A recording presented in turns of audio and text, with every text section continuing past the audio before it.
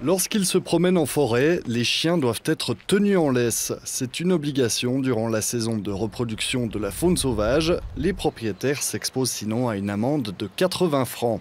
Il s'agit là d'une nécessité selon Marc Strour, collaborateur scientifique de l'Office des forêts, de la chasse et de la pêche du canton de Soleure.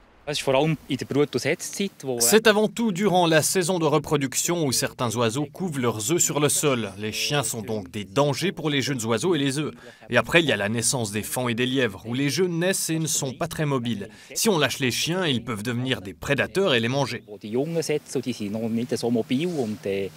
Durch das auch ausgesetzt, der Finder jetzt am Hund als Beutegreifer, die sie fressen können. Ja.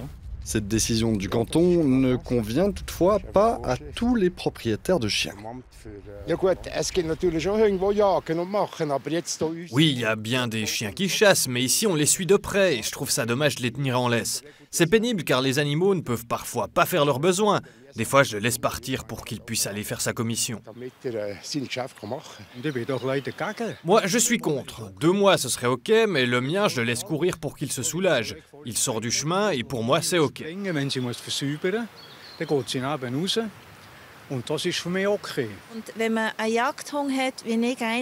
Si on a un chien de chasse, on doit le tenir en laisse. Ça, je le fais aussi, parce qu'on n'a pas envie que le chien court derrière une chevrette portante et qu'elle fasse une fausse couche. Ça, c'est clair que ça ne va pas.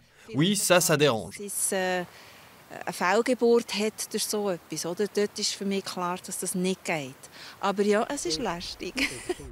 Pour certains, il est aussi difficile de comprendre pourquoi la règle ne s'applique pas qu'aux chiens de chasse, mais à toutes les races. Pour Marc Strour, le danger peut venir de n'importe quel chien.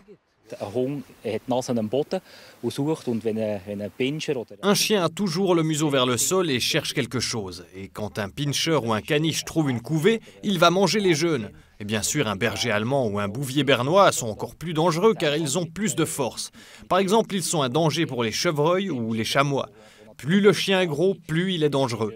Un caniche ne va pas s'attaquer à des chevreuils, mais il n'y a pas de différence au niveau du comportement.